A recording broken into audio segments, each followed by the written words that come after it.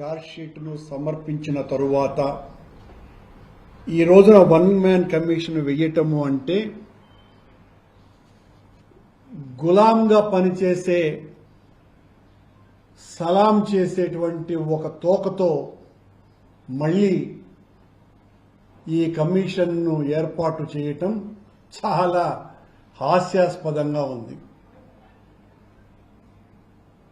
సంవత్సరం క్రితం వైకుంఠ ఏకాదశి రోజున జరిగిన తొక్కిసలాటలో ఇలాగే ఒక వన్ మ్యాన్ కమిషన్ను వేసి ఎవరిని శిక్షించాలో ఎవరిని రక్షించాలో ముందుగానే నిర్ధారించుకొని దాని ప్రకారం ఆ రిపోర్టును సమర్పించటం కూడా మనమందరం కూడా చూశాం. ఈ రోజున అత్యున్నత సర్వోన్నత న్యాయస్థానం ఇచ్చినటువంటి తీర్పు ప్రకారం సిబిఐ సిట్ రెండు కలిపి విచారణ చేసిన తరువాత చంద్రబాబు నాయుడు గారు లడ్డూ ప్రసాదం పైన రాజకీయ కుట్రకు పాల్పడి ఇప్పటికే ఆయన దేవుడి ఆగ్రహానికి గురవుతున్నా కూడా తగిన మూల్యాన్ని చెల్లిస్తున్నా కూడా తప్పులు తెలుసుకొని లెంపలు వేసుకోవడానికి బదులు మళ్లీ మా మీద దాడికే ఆయన ఈ వ్యవహారం నడుపుతున్నారు అన్నటువంటి విషయం చాలా స్పష్టంగా అర్థమైపోతున్నది. సిబిఐ సిట్ తన కనుసన్నలలో విచారణ జరపలేదని, తాను అనుకున్నట్టుగా వైఎస్ఆర్ కాంగ్రెస్ పార్టీ నాయకుల మీద, మా నాయకుడు జగన్మోహన్ రెడ్డి గారి మీద అభియోగాలు మోపలేదు కనుక తాను ఆశించిన విధంగా రాజకీయ కుట్ర ముందుకు సాగలేదు కాబట్టి ఇప్పుడు ఒక రిటైర్డ్ అధికారితో ఈ వన్ మ్యాన్ కమిషన్ ని వేసినారు. దినేష్ కుమార్ అనేటువంటి రిటైర్డ్ ఆఫీసర్తో.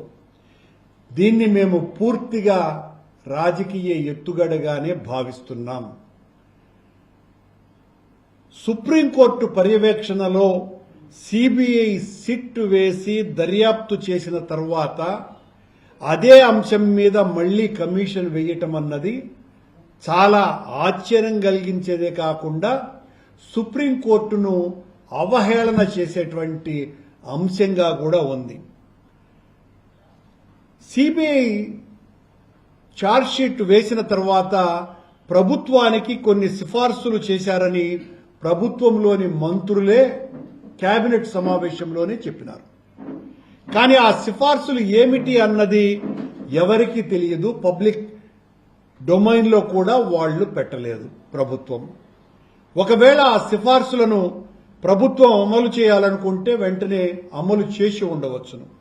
కానీ అలా చేయకుండా మళ్లీ ఒక కమిషన్ను ఏర్పాటు చేయటం అంటే పని కట్టుకొని తన పచ్చ మీడియా ద్వారా ఈ 45 రోజుల పాటు మమ్మల్ని మళ్లీ దోషులుగా, నిందితులుగా, నేరస్తులుగా రోజు చంద్రబాబు గారిని మోసేటువంటి పత్రికలలో, ఛానళ్లలో మా మీద వ్యతిరేక కథనాలు నడిపించటం కోసమనే ఈ రాజకీయ కుట్ర మరింత కొనసాగించటానికి, సాగదీయటానికే ఈ వన్ మ్యాన్ కమిషన్ వేసి ఒక రాజకీయ డ్రామా ఆడటానికి చంద్రబాబు గారు చేస్తున్నటువంటి మరొక కొత్త నాటకం ఈ వన్ మ్యాన్ కమిషన్. తాను అనుకున్నటువంటి వ్యక్తులను వేధించటానికి తన చేతిలో ఉన్నటువంటి మీడియా ద్వారానే తానే సొంతంగా ట్రయల్ చేసి మమ్మల్ని అందరినీ కూడా దోషులుగా చేసి గిట్టని వారి మీద ఈ కమిషన్ పేరుతో ముద్ర వేసి నేరస్తులుగా చిత్రీకరించేటువంటి ప్రయత్నం చంద్రబాబు గారు చేస్తున్నారు. శిక్షించే అధికారం న్యాయస్థానానిదా, చంద్రబాబు గారిదా? ఇంత నాటకం కన్నా ఈ కమిషన్ చైర్మన్ గా చంద్రబాబు గారే ఉంటే సరిపోతుంది. మళ్లీ ఓ రిటైర్డ్ ఆఫీసర్తో వన్ మ్యాన్ కమిషన్ వేసినాము అని చెప్పాల్సినటువంటి అవసరం ఏమీ లేదు. అనుకున్న వారికి ఎవరికి శిక్ష వేయాలనో వీళ్ళందరూ కూడా నేరస్తులు, నేనే జడ్జి, నేనే వన్ మ్యాన్ కమిషన్, మీరందరూ కూడా నేరస్తులోనని జగన్మోహన్ రెడ్డి గారిని, నన్ను, సుబ్బారెడ్డి గారిని, ధర్మారెడ్డి గారిని అందరినీ కూడా దోషులుగా చేసి నేరస్తులుగా ఆయనే తీర్పులు ఇచ్చేసి చేయొచ్చు కూడా. ఎందువల్లంటే ఆయనకు చట్టం మీద, రాజ్యాంగం మీద, సుప్రీంకోర్టుల మీద, వ్యవస్థల మీద, దేని మీద కూడా నమ్మకం లేనటువంటి మహానుభావుడు కనుక చంద్రబాబు గారు ఆ పని కూడా చేయొచ్చు. అంధత్వపు అధికార పిచ్చికి, స్వార్థ ప్రయోజనానికి పరాకాష్ట ఇది. ఇంతకంటే దారుణం మరొకటి లేదు. ప్రసాదం విషయం తనకే తగిలింది, ఇక స్వామిని నిందిద్దాము అని అనుకుని అమ్మవారిని కూడా మీద కూడా ఆగ్రహించడానికి కుట్ర పన్నేటువంటి కార్యక్రమం తప్ప మరొకటి కాదు.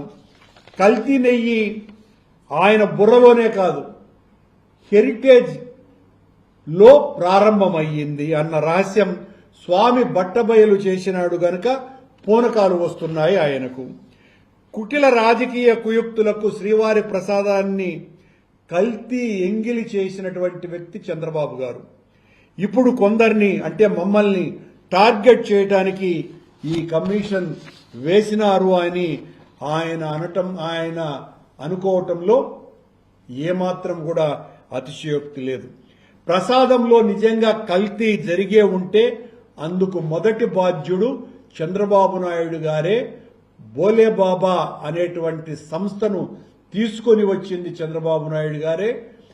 ఈ సిట్ నిర్ధారించినటువంటి రెండవ నిందితుడిగా పేర్కొన్న ఎవరైతే ప్రీమియర్ డైరీ ఉన్నదో ఆ ప్రీమియర్ డైరీ 2013 నుంచి 2019 వరకు దాదాపు 80% పైగా నెయ్యిని సరఫరా చేసింది చంద్రబాబు గారి టైంలో. వాళ్లే అది కూడా అతి తక్కువ ధరకే సరఫరా చేసినారు. దాని మీద విచారణ జరిపిస్తే అన్ని విషయాలు బహిర్గతమవుతాయి అనే విషయం మేము చాలా స్పష్టంగా చెప్పినాం. కంపు ఆయన కాలి కింద పెట్టుకొని ఊరిని తిడితే ఎట్లా ఉంటుందో చంద్రబాబు గారు అలా చేస్తున్నారు. ఈ రోజున చంద్రబాబు గారు హెరిటేజీ మాకు నోటీసులు ఇవ్వటం కాదు. నిన్న మా నాయకుడు చంద్రబాబు జగన్మోహన్ రెడ్డి గారు చాలా సుస్పష్టంగా హెరిటేజ్కు, ఇందాపూర్కు, బోలేబాబాకు ఉన్నటువంటి సంబంధాన్ని విస్పష్టంగా ప్రకటించడం జరిగింది. మీకు ఆశ్చర్యకరమైన విషయం, చంద్రబాబు గారు మొన్న పాలక మండలి చైర్మన్ ఏమన్నారు, టీటీడీ ఒక ప్రకటన ఇచ్చి 20 లక్షల కేజీలకు కర్ణాటక మిల్క్ ఫెడరేషన్ టెండర్ తీసుకొని వాళ్లు దానిని 10 లక్షలకే చేస్తామన్నారు కనుక L2కు అవకాశం ఇచ్చినాము అని నేను మొన్న స్పష్టంగా చెప్పిన.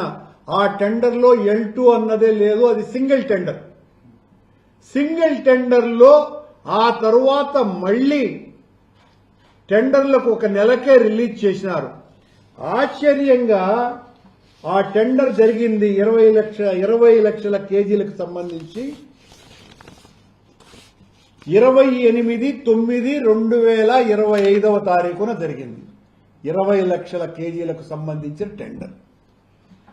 ఇంతకంటే ఆశ్చర్యకరమైనటువంటి విషయం ఒకటి ఆ రోజున 30 సెప్టెంబర్ 2025 కర్ణాటక మిల్క్ ఫెడరేషన్ కు సంబంధించినటువంటి అధికారి ఆయన ఏం చెప్పినాడంటే, మేము ఇప్పటికే 50 లక్షల కేజీలను సరఫరా చేసినాము, ఇంకా మరో 30 లక్షల కేజీలు సరఫరా చేయటానికి సిద్ధంగా ఉన్నాము అని మరుసటి దినమే ప్రకటన ఇచ్చి ఉన్నాడు. హ్యాన్స్ ఇండియా అనే దాంట్లో చాలా స్పష్టంగా వచ్చింది. మీకు ఇది అందరికీ కూడా పంపుతున్నాం. ఇదిగోండి, చాలా సుస్పష్టంగా దీనికి సంబంధించి నందిని డైరీ వాళ్ళు ఇచ్చినటువంటి ప్రకటన. ఇదే నందిని డైరీ ఆ తర్వాత వచ్చినటువంటి టెండర్లలో అది పాల్గొనింది కూడా. కానీ ఇందాపూర్కు మదర్ డైరీకి మాత్రమే ఆ టెండర్లు దక్కినాయి 658కి 657 రూపాయలకు. ఎంత దారుణమైనటువంటి విషయం రా అంటే పొలిటికల్ ఎజెండా తప్ప చంద్రబాబు గారికి భగవంతుని పట్ల విశ్వాసంతోనో గౌరవంతోనో ఆయన పట్ల నమ్మకంతోనో కాకుండా కేవలం జగన్మోహన్ రెడ్డి గారి మీద బురద జల్లాలి, తద్వారా లబ్ధి పొందాలన్నటువంటి ఉద్దేశంతో మాత్రమే ఈ కొత్త కమిషన్ను వేసినారు అన్నటువంటి దాంట్లో ఏ రకమైనటువంటి అనుమానాలు లేవు. నిజానికి వీళ్ళన్నట్టుగా సంబంధిత బాధ్యత అధికారుల మీద చర్యలు తీసుకోవాలంటే ఆల్రెడీ సింఘాల్ గారిని ట్రాన్స్ఫర్ చేసినారు, బాలాజీని సెలవు మీద పంపించినారు. కానీ అందులో బోర్డు సభ్యుల మీద కూడా, అంటే బోర్డు సభ్యులుగా ఉన్నటువంటి మా మీద, బోర్డు అధ్యక్షుని మీద అంటే సుబ్బారెడ్డి మీద, అధికారిగా ఉన్నటువంటి ధర్మారెడ్డి గారి మీద, వీళ్లను మమ్మలను సమాజంలో బదనాము చేయటానికి ఈ 45 రోజుల పాటు రోజు ధర్మారెడ్డి, సుబ్బారెడ్డి, కరుణాకర్ రెడ్డి, భాస్కర్ రెడ్డి దీనికి బాధ్యులు అనని ఇక చంద్రబాబుకు సంబంధించినటువంటి పచ్చ మీడియాలో బాకాలు ఊదినట్టుగా ఊదటానికే ఈ వన్ మ్యాన్ కమిషన్ ఏర్పాటు చేసినారు అన్న దాంట్లో ఏమాత్రము కూడా అనుమానం లేదనేటువంటి విషయాన్ని స్పష్టీకరిస్తూ ఈ వన్ మ్యాన్ కమిషన్ ఎలాంటిది అంటే మేకపోతు కింద ఆ మెడ కింద వేలాడేటువంటి 2 వేలాడుతూ ఉంటాయి పాలిండ్ల మాదిరిగా, దానిని అజాగళ స్థలము అంటారు, అజాగళ స్థనము అని. అజాగళ స్థనం యొక్క ఉపయోగం ఏంటంటే అది మాంసానికి పనికిరాదు, తోలుకు పనికిరాదు. కానీ ఈ అజాగళ స్థనంతో చంద్రబాబు నాయుడు గారు మమ్మల్ని దోషులుగా, నేరస్తులుగా ఈ 45 రోజులు నడిపించడానికి మాత్రం ఇది ఖచ్చితంగా ఈ కమిషన్ పనికొస్తుంది అన్నటువంటి విషయాన్ని ప్రకటిస్తున్నాం, తెలియజేస్తున్నాం. చంద్రబాబు గారు ఇప్పటికైనా మీరు చేస్తున్నటువంటి తప్పులని ఆపకపోతే భగవంతుడు మరింతగా మీకు ప్రజా కోర్టులో శిక్షించేటువంటి పరిస్థితి తెచ్చుకుంటున్నారు మీరు అని హెచ్చరిస్తున్నాం. అంటే ఆల్రెడీ ఒకసారి సిట్ మీద మీరు సుప్రీంకోర్టు కూడా ఇప్పుడు మరోసారి సుప్రీంకోర్టు విచారించిన తర్వాత ఏడాది తర్వాత మళ్ళీ వన్ మ్యాన్ కమిషన్ అని చెప్పి. అవునండి. సో దీని మీద మళ్ళీ అంటే ఎంత దారుణము. సుప్రీంకోర్టు అంటేనే లెక్కలేనితనంతో చంద్రబాబు గారు వ్యవహరిస్తున్నారు కదా. మొత్తం సమాజం అంతా చీదరించుకోదా, ఈసడించుకోదా? సుప్రీంకోర్టు కంటే చంద్రబాబు గారు పెద్దవాడా? కోర్టు కంటే ఆయన ఉన్నతుడా? అంటే నేను దేన్నైనా కూడా మేనేజ్ చేయగలను అన్నటువంటి ఒక ధైర్యంతోనూ అహంకారంతోనూ చేస్తున్నటువంటి పని కాదు అది. వన్ మ్యాన్ కమిషన్ వేయటము అంటే ఏం తెలుస్తుంది వన్ మ్యాన్ కమిషన్ అన్నది? సంవత్సరం పాటు కొన్ని వందల మందిని విచారణ చేసినారు. 36 మందినో 32 మందినో దోషులుగా ప్రకటించినారు. అది కూడా సుప్రీంకోర్టు చేత నియమింపబడ్డటువంటి సిట్, అది కూడా సిబిఐ నేతృత్వంలో వాళ్లు చేసినటువంటి విచారణనే అందులో మా పేర్లు లేవు కాబట్టి మా పేర్లు ఎట్లో ఒకట బజారులోకి ఈడ్చి సంతోషపడాలా అన్నటువంటి ఆలోచన తప్ప ఇంకేమన్నా ఉందా ఇందులో? మళ్లీ మాకు ఈ విషయం ద్వారా మరో అవకాశం ఇస్తున్నాడు చంద్రబాబు గారు. మేమేం వెనక్కి తగ్గే ప్రసక్తి లేదు. ఎక్కడా కూడా మేము కాదు తప్పు చేసింది, చంద్రబాబు గారే తప్పు చేసినారు. చంద్రబాబు గారు సంవత్సరం పాటు మా మీద దుష్ప్రచారం నడిపించినాడు. సిట్ తన నివేదిక ఇచ్చిన తరువాత మేము మొత్తం వాస్తవాలన్నింటినీ కూడా బయటికి తీసి అసలు నెయ్యి కల్తీకి బాధ్యులే చంద్రబాబు గారి హెరిటేజ్ మూలాలలో ఉన్నాయి అన్నటువంటి విషయాన్ని బయట పెట్టినాం. మొత్తం దేశమంతా ఇది గగ్గోలైపోయి చివరకు హెరిటేజ్ యొక్క షేర్సే విపరీతంగా పడిపోయినాయి అన్నటువంటి విషయాన్ని కూడా గుర్తు చేస్తున్నా.